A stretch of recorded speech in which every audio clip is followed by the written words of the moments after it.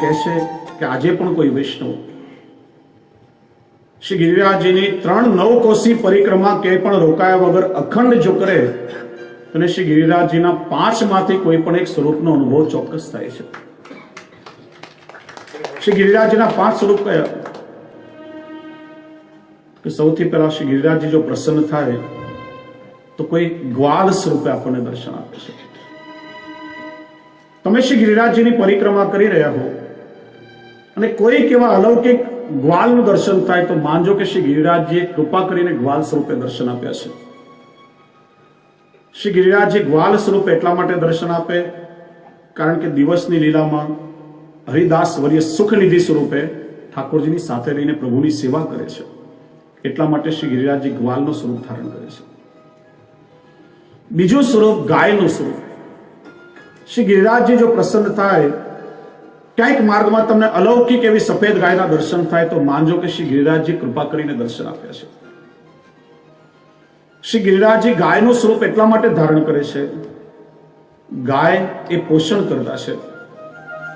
ગાયના થનમાંથી દૂધ અને એનાથી પોતાના વાછરડાનું પોષણ કરે એમ શ્રી ગિરિરાજજી પણ પોતાના 4 થન નામ, રૂપ, લીલા અને ધામ દ્વારા પોતાના ભક્તોનું નિરંતર પોષણ કરે છે. એટલા માટે તો શ્રી ગિરિરાજજીને પૂંછડી પણ છે. અને ગાયનું સ્વરૂપ શ્રી ગિરિરાજજી એટલા માટે ધારણ કરે છે, શ્રીમદ ભાગવતજીના 10મા સ્કંદના 12મા અધ્યાયમાં વત્સાપહરણ લીલા આવે છે. આમ તો 11મો, 12મો અને 13મો પ્રક્ષિપ્ત અધ્યાય મનાયા છે. શ્રી મહાપ્રભુજી આ 3 અધ્યાયને પ્રક્ષિપ્ત માન્યા છે. શ્રી મહાપ્રભુજીનું માનવું છે કે ભાગવતજીમાં જેટલી પણ લીલાઓ છે સારસ્વત કલ્પની લીલાઓ છે અને આ 3 અધ્યાય પાછળથી ઉમેરવામાં આવ્યા છે. મૂળ વ્યાસજીકૃત ભાગવતમાં નથી, એ અન્ય કોઈ કલ્પની લીલા છે, પણ સુંદર લીલાઓ છે એટલે શ્રી મહાપ્રભુજીએ સુબોધનીજીમાં સૂક્ષ્મ નિરૂપણ કર્યું છે. ભગવાને જ્યારે છાક લીલા કરી અને મધુમંગલ ગોપનું જૂઠણ દઈ ભગવાનને આરોગતા જ્યારે બ્રહ્માજીએ જોયા ત્યારે ભગવાનની લીલામાં એમને સંશય થયો કે શું ખરેખર આ ભગવાન છે જે ગ્વાલનું જૂઠણ દઈ આરોગે છે? મીઠો મદન ગોપાલ, આજ દધી મીઠો મદન ગોપાલ. એ કીર્તન આપણે ગાઈએ છીએ છાક લીલાનું. નથી એને કોઈ આચાર વિચારનું જ્ઞાન. શું ખરેખર આ ભગવાન છે એની પરીક્ષા કરવી જોઈએ. ત્યારે બ્રહ્માજી ત્યાં જેટલા પણ ગાયોના વાછરડા હતા અને જેટલા પણ ગોપ બાળકો હતા એ બધાનું હરણ કરી અને એને બ્રહ્મલોકમાં લઈ ગયા છે. 1 વર્ષ સુધી બ્રહ્માજી એમને પોતાની પાસે બ્રહ્મલોકમાં રાખ્યા. ત્યારે ભગવાને એ જેટલા પણ વાછરડાઓ અને ગોપ બાળકો હતા એટલા જ સ્વરૂપો પોતાની આત્મ સૃષ્ટિમાંથી પ્રગટ કર્યા. એટલા સ્વરૂપ ભગવાને પોતે ધારણ કર્યા છે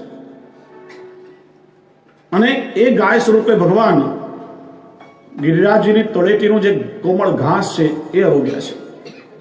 ગાયના સ્વરૂપમાં હતા તો સ્વયં ભગવાન. અને એટલા માટે શ્રી ગિરિરાજજી ગૌ સ્વરૂપ ધારણ કરી અને ભગવાનનું જે અધરામૃત તૃણ છે એ અધરામૃતને ગ્રહણ કરે છે. એટલા માટે શ્રી ગિરિરાજજી ગૌ સ્વરૂપ ધારણ કરે છે. શ્રી ગિરિરાજજીનું ત્રીજું સ્વરૂપ છે સિંહ સ્વરૂપ. સ્વામીજીની કટીને સિંહની ઉપમા અપાઈ છે. નિત્ય પ્રભુને સ્વામીજીનું સ્મરણ કરાવે છે અને સિંહ એ વનનો રાજા છે. રાજાનો જે કોઈ આશ્રય કરે એને રાજા અભય આપે છે. તો કે છે પ્રભુના જે ભક્તો છે, જે જીવ પ્રભુના શરણમાં આવે છે એને સિંહ સ્વરૂપે શ્રી ગિરિરાજજી અભય આપે છે અને નિર્ભય બનાવે છે અને પ્રભુની સન્મુખ કરે છે. ચોથું સ્વરૂપ છે શ્વેત ભુજંગ. ત્યારે શ્રી ગિરિરાજજી પ્રસન્ન થાય તો સફેદ નાગ સ્વરૂપે પણ શ્રી ગિરિરાજજીના દર્શન થાય છે. 2003માં અમારી દંડવતી પરિક્રમા જ્યારે હતી અને બેઠક યાત્રા પણ હતી ત્યારે 3 દિવસ સુધી લગાતાર વૈષ્ણવોને જુદા જુદા સ્થાને શ્વેત નાગના દર્શન થયા છે. એકનો એક નાગ 3 દિવસ લગાતાર અમારી સાથે રહ્યો છે.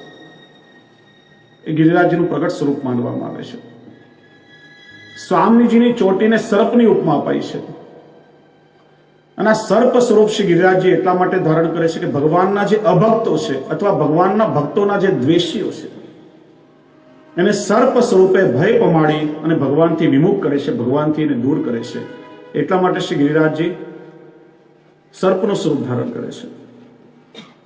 અને શ્રી ગિરિરાજજીનું 5મું સ્વરૂપ છે નિત્ય લીલામાં બિરાજતું રત્ન જટિત મણિમય સ્વરૂપ. કૃષ્ણદાસ મેઘને શ્રી મહાપ્રભુજીને એકવાર પ્રશ્ન કર્યો કે આપ અવારનવાર આજ્ઞા કરો કે શ્રી ગિરિરાજજીનું સ્વરૂપ રત્ન જટિત મણિમય છે, તો મને સ્વરૂપના દર્શન ક્યારે થશે? શ્રી મહાપ્રભુજી આજ્ઞા કરી કે શ્રી ગિરિરાજજીની કંદરામાં તમે સતત અષ્ટાક્ષરનું સ્મરણ કરતા આગળ વધો. 3 દિવસ અને 3 રાત કૃષ્ણદાસ મેઘન સતત અષ્ટાક્ષરનું સ્મરણ કરતા આગળ ચાલ્યા અને શ્રી મહાપ્રભુજીની કૃપાથી રત્ન જટિત મણિમય મૂળ નિકુંજના સ્વરૂપના એમને દર્શન થયા છે. આવા શ્રી ગિરિરાજજી કહે છે કે આજે પણ કોઈ વૈષ્ણવ 3 નવકોશી પરિક્રમા અખંડ કરે તો એને સ્વરૂપના દર્શન થાય છે. અને એવા શ્રી ગિરિરાજજી આ કલિયુગમાં પ્રગટ સ્વરૂપે નિત્ય વિદ્યમાન છે અને અનેક ભક્તોના મનોરથો પૂર્ણ કરે છે. બ્રજમાં પર્વત પણ કોઈ સામાન્ય પર્વત નથી, સ્વયં શ્રી ગિરિરાજજી છે. બ્રજમાં નદી એ પણ કોઈ સામાન્ય ભૌતિક નદી નથી, પણ ઠાકોરજીના ચતુર્થ પ્રિયા સ્વયં શ્રી યમુનાજી માનો પ્રભુના પ્રેમ રસનું સાક્ષાત વહન કરી રહ્યા હોય. 5 વાગ્યાનો સમય થયો છે. દરરોજનું આપણું સત્ર 2 થી 5 સુધી રહેશે. આવતીકાલના સત્રમાં આપણે શ્રી યમુનાજીના સ્વરૂપનો વિચાર કરશું, બ્રજનું થોડું મહત્વ સમજશું અને શિક્ષાપત્રનો પ્રારંભ કરશું. આ બ્રજનું મહત્વ આપ સૌને એટલા માટે સમજાવી રહ્યો છું, ક્યારેક ભગવત કૃપાથી આપ સૌ વ્રજમાં ગયા હશો અને ક્યારેક હવે વ્રજમાં જવાનું સૌભાગ્ય મળવાનું હશે, પણ વ્રજમાં જઈને વ્રજના સ્વરૂપનું કંઈક આપણને જ્ઞાન થાય તો જ ખરેખર વ્રજવાસી બનવાના આનંદને આપણે સૌ માણી શકીએ. અને વ્રજનું સ્વરૂપ વૈષ્ણવ નહીં જાણે તો બીજું કોણ જાણે? મહાત્મ્ય સમજવું જરૂરી છે. આ શિક્ષાપત્રના પ્રારંભમાં પણ આપણે એનું મહાત્મ્ય સમજશું. કોઈ પણ વસ્તુને જ્યારે સમજવી હોય ત્યારે સૌથી પહેલા એનું મહાત્મ્ય સમજવું પડે છે. ભાગવતજીમાં પણ પેલા 6 અધ્યાયમાં શ્રીમદ ભાગવતજીનું મહાત્મ્ય બતાવવામાં આવ્યું છે. જ્યાં સુધી મહાત્મ્ય જ્ઞાન ન થાય ત્યાં સુધી એ સ્વરૂપને આપણે બરાબર હૃદયારૂઢ ન કરી શકીએ. ઘણી વાર કહું, એકવાર એક ગોવાળીઓ ભરવાડ જંગલમાં ગાય ભેંસ ચરાવી રહ્યો હતો ને રસ્તામાં એને કરોડો રૂપિયાની કિંમતનો એક હીરો પડેલો જોયો અને એને ચળકતો પથ્થર સમજી ઉપાડી લીધો અને ભેંસના શિંગડા પર બાંધી દીધો. દરરોજ ગાય ભેંસ ચરાવવા જાય અને પેલો ચળકતો હીરો ભેંસના શિંગડા ઉપર જગાડા મારે. એકવાર ઝવેરીની દુકાન આગળથી જઈ રહ્યો હતો અને ભેંસના શિંગડા પર બાંધેલો એક ચમકતો પથ્થર ઝવેરી જોયો. વિચાર્યો કે સામાન્ય પથ્થર નથી. પેલાને કહ્યું મને બતાવીશ? કે શું વાંધો? ઝવેરીના હાથમાં આપ્યો. એને બરાબર કેમિકલથી સાફ કરી ઘસી અને પેલા બિલોરી કાચથી ચકાસીને જોયું તો ખબર પડી કે આ તો કરોડો રૂપિયાની કિંમતનો બહુમૂલ્ય હીરો છે. લાગે છે આ ભરવાડને આના મૂલ્યનું જ્ઞાન નથી, આ મહાત્મ્યની જે એને ખબર નથી, એ તો આમ ભેંસના શિંગડા પર બાંધીને ના ફરે. તો કે જો ભાઈ તને આ તો જંગલમાંથી એમને મળ્યો છે ને આવો ચમકતો પથ્થર મને હીરો ઘસવાના કામમાં ઉપયોગી થાય, તને વાંધો ન હોય તો આ પથ્થરના હું તને 100 રૂપિયા આપું.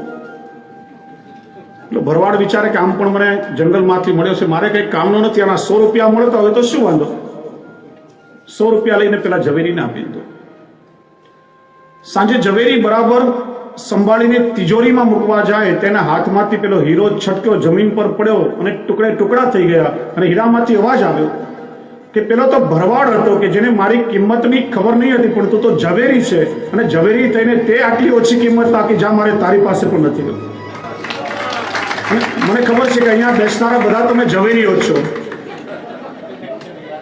અને એટલા માટે કંઈ બહુ મહાત્મ્ય કહેવાની મારે આવશ્યકતા નથી. આ શિક્ષાપત્રનું મહાત્મ્ય શું, વ્રજનું મહાત્મ્ય શું, એ વૈષ્ણવ ના જાણે તો બીજું કોણ જાણે? અને એટલા માટે આ વ્રજના મહાત્મ્યને આપણે સૌ સમજી રહ્યા છીએ. સૌથી પહેલા આપણા શ્રી યમુનાજીનું નામ યમુના કેવી રીતે પડ્યું? લૌકિકમાં આપણે કોઈનું નામકરણ કરીએ તો જ્યોતિષીઓ ગ્રહ નક્ષત્ર અને કુંડલી બનાવીને રાશિ પ્રમાણે જે કંઈ આપણને અક્ષર આપે એનાથી આપણે નામ પાડીએ છીએ. પણ ઘણીવાર આપણા નામને અને ગુણને કઈ લેવા દેવા હોતી નથી. નામ કરતા વિપરીત જ ગુણ એનામાં હોય. પણ ભગવત સ્વરૂપોના નામ ગ્રહ નક્ષત્ર કુંડલી કે રાશિ પરથી નહીં, 3 વસ્તુઓને ધ્યાનમાં રાખીને પડતા હોય છે: સ્વરૂપાનુકૂળ, ગુણાનુકૂળ અને લીલાનુકૂળ. આ ત્રણ પ્રકારે ભગવત સ્વરૂપોના નામ થાય છે. પ્રાચીન સમયમાં એક એવી પદ્ધતિ પણ હતી, પિતાના નામ પરથી, માતાના નામ પરથી, પતિના નામ પરથી પણ નામકરણ થતા. જેમ કે નંદ કુમાર કહેવાયા, વૃષભાન દુલારી કહેવાયા, જનક નંદિની કહેવાયા. એમ યમુનામાં એક નામ આવે છે યમ, અને એની તો બધાને ખબર જ હોય, કારણ કે યમનો ભય બધાને સતાવતો. એમ જરા ખકડાટ થાય ને ભણકારા વાગે, ક્યારે આવશે ક્યારે આવશે. યમનો ભય બધાને સતાવે, પણ કહે છે કે યમનો ભય કોને ના સતાવે? યમ એ ધર્મના રાજા છે. ધર્મ પ્રમાણે જે પોતાનું જીવન જીવે ને યમનો ભય ક્યારે પણ સતાવતો નથી. યમ એટલે જે નિયમમાં રાખે તે યમ, ધર્મના અધિપતિ છે. અને ધર્મ પ્રમાણે જે પોતાનું જીવન જીવે એને યમનો ભય ક્યારે સતાવતો નથી. યમ એને કઈ હાનિ પહોંચાડી શકતા નથી. 252 વૈષ્ણવની વાર્તા પ્રસંગમાં આવે છે, શ્રી ગુસાઈજીના સેવક એક માજી, ઠાકોરજીની સેવા એ જ એમનો ધર્મ. યમ એમને લેવા આવ્યા. સમય થયો, આવીને દરવાજા પર ટકોરા કર્યા, માજી ચાલો, તમારા જવાનો સમય થઈ ગયો. માજી કે હમણાં ક્યાંથી આવું? હજી તો આ જન્માષ્ટમીનો ઉત્સવ આવી રહ્યો છે, મારે તો ઠાકોરજીની સેવા પહોંચવાની છે, હમણાં મારી પાસે સમય નથી. યમ ચાલ્યા ગયા. ફરી પાછા બીજી વાર યમ લેવા આવ્યા. અરે હજી તો રાધાષ્ટમીનો ઉત્સવ આવશે, અને ઉત્સવની સેવા છોડીને હું કેમ આવું? મારી પાસે હમણાં સમય નથી. એક પછી એક પ્રભુના ઉત્સવ આવતા ગયા, અને માજી તો પ્રેમથી પ્રભુને લાડ લડાવે, ભાવથી પ્રભુની સેવા કરે. 8 વખત યમ એમના દ્વારે લેવા આવે, અને 8 વખત યમને પાછા દરવાજેથી મોકલે. શ્રી ગુસાઈજી એને અષ્ટપદી મોકલી. પછી શ્રી ગુસાઈજી આજ્ઞા કરી કે હવે નિત્ય લીલામાં જવાનો સમય થયો, અને શ્રી ગુસાઈજીની આજ્ઞા લઈને પછી લીલામાં ગયા છે. યમ પણ એમને હાનિ પહોંચાડી શકે નહીં. તો યમરાજ એ ધર્મના રાજા, અને ઊન એટલે નાનું. યમરાજના, ધર્મરાજના લાડકા નાના બહેન, એટલા માટે એમનું નામ છે યમુના. યમ ધાતુનો એક અર્થ થાય છે લઈ જવું, પહોંચાડવું. શ્રી દ્વારકેશજી ભાવના વાળા યમુના નામની વ્યુત્પત્તિ સમજાવે છે. યમયતિ જીવાન કૃષ્ણ સમીપે ઉપરમયતિ ઇતિ યમુના. કલિયુગના દોષોથી ભરેલા જીવોને નિર્દોષ બનાવીને એનો હાથ પકડીને પ્રભુ સુધી પહોંચાડે છે, પ્રભુ સુધી દોરી જાય છે. દોર કર સોર કર જાય પીએ સો કહે, અતિ આનંદ મન મેં જો હરકે. કોઈ પણ એક જીવને બ્રહ્મ સંબંધ થાય ત્યારે સૌથી વધારે પ્રસન્નતા શ્રી યમુનાજીને થાય છે, અને જીવને પ્રભુની સમીપ પહોંચાડે છે. એટલા માટે એમનું નામ છે યમુના. શ્રી મહાપ્રભુજી સમજાવે છે, યમુના નામમાં અપાર સામર્થ્ય રહેલું છે. આપણે સૌ યમનાષ્ટકનો પાઠ કરીએ છીએ. લગભગ વૈષ્ણવોને શ્રી યમનાષ્ટકનો પાઠ મળે હોય, પણ પાઠ કેવી રીતે કરવું જોઈએ? કોઈ કહેશો મને? તમે દરરોજ પાઠ કરો છો ને બધા? જો આપણે એક પારિવારિક ચર્ચા, હું કઈ તમારી એક્ઝામ નથી લેતો, આપણે સૌ એક પારિવારિક ચર્ચા કરી રહ્યા છીએ, અને તો જ એનો આનંદ આવશે. હું કઈક પ્રશ્ન પૂછું, તમારે એનો જવાબ દેવાનો. યમનાષ્ટકનો પાઠ બધા જ કરો છો, પણ કેવી રીતે કરવું જોઈએ? કોઈ કહેશો મને? શ્રી મહાપ્રભુજી પાઠમાં જ આ ક્રમ આપણને સમજાવે છે. તવાષ્ટક મિદમ મુદા અને પઠતી સૂર સૂતે સદા. શ્રી મહાપ્રભુજી બતાવ્યું મુદા અને સદા. મુદા એટલે પ્રસન્નતા પૂર્વક, એમ કરવા ખાતર નહીં કે ચાલો 5 પાઠનો નિયમ લીધો, સમય નથી ને જેમ તેમ વેટ કરીને 5 પાઠ પૂરા થઈને હાશ છુટકારો થયો, તો એ પાઠ કરવાનું કંઈ ફળ નહીં મળે. ભલે એક પાઠ કરો, પણ મુદા પ્રસન્નતા પૂર્વક, અને સદા એટલે નિત્ય.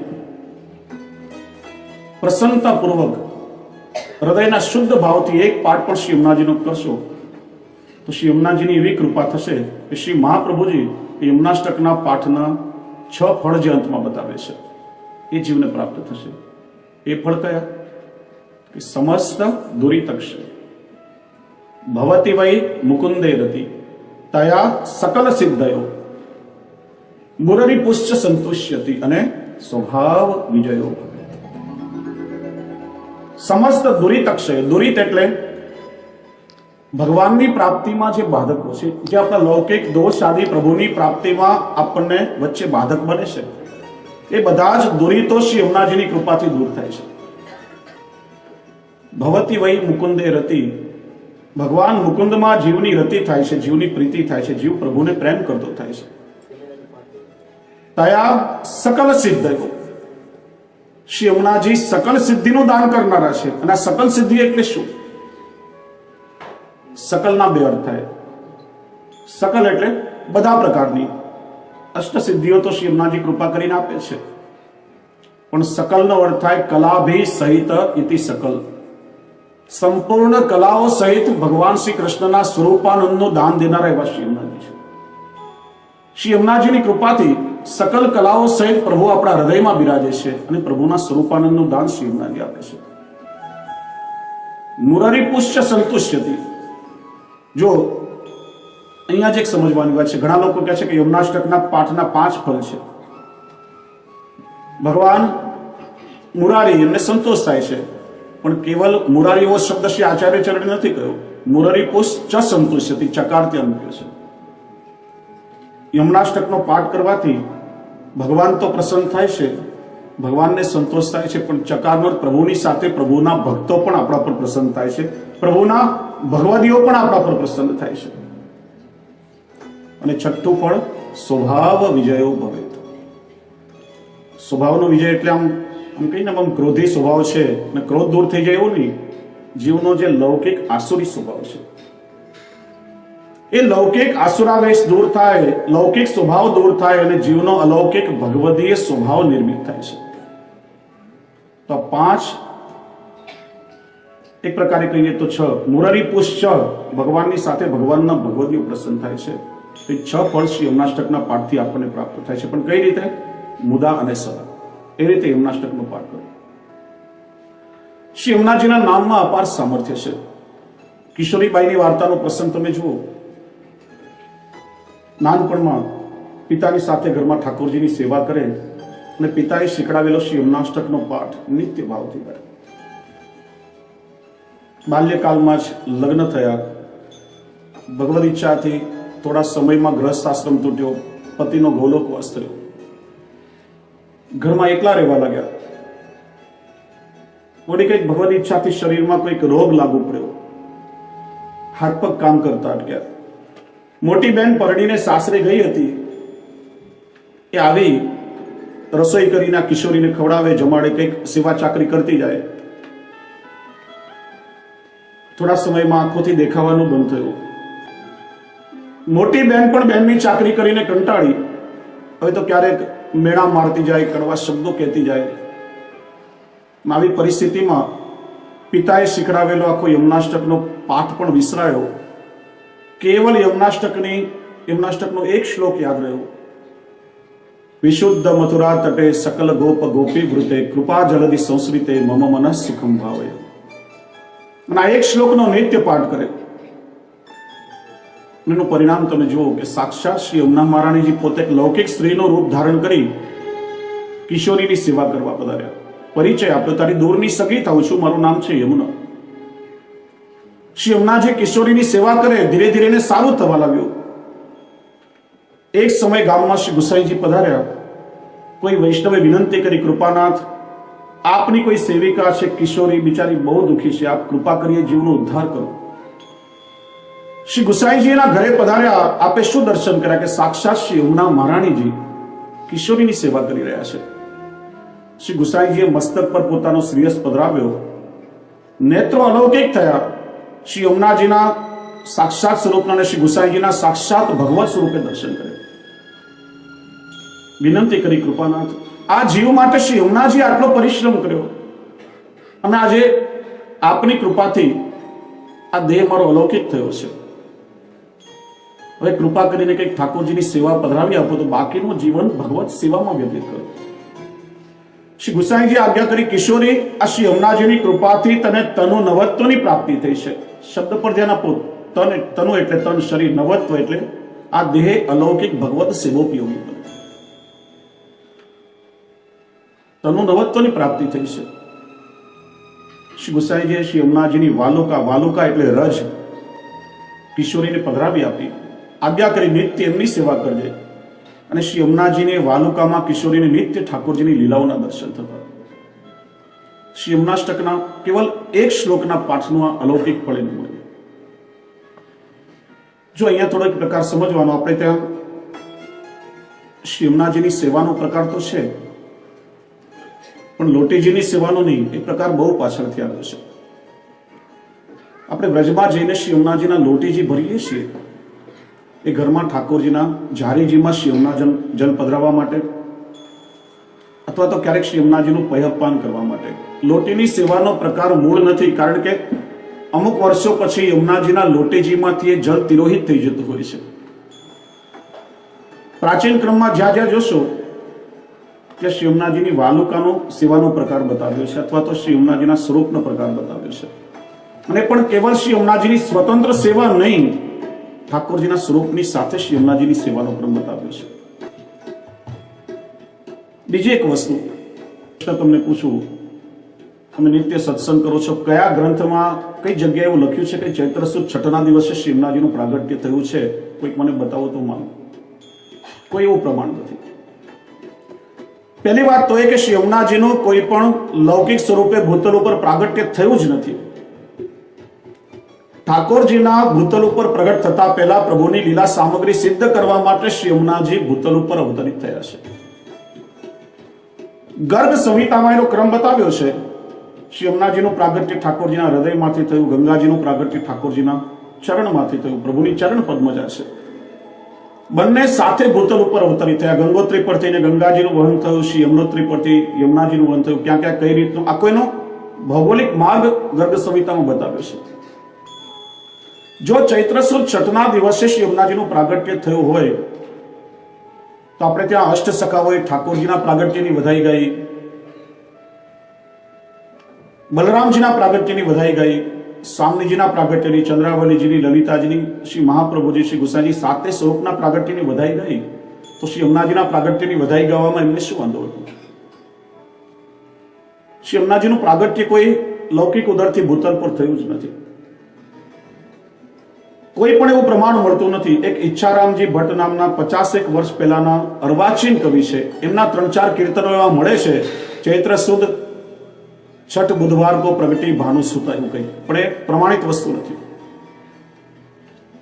હા, એક પ્રકાર લઈ શકાય. ચૈત્ર સુદ છઠ શ્રી ગુસાઈજીના છઠ્ઠા લાલજી શ્રી યદુનાથજીનો પ્રાગટ્ય ઉત્સવ છે, અને શ્રી યદુનાથજી યમુનાજીનું ભાવાત્મક સ્વરૂપ મનાય છે.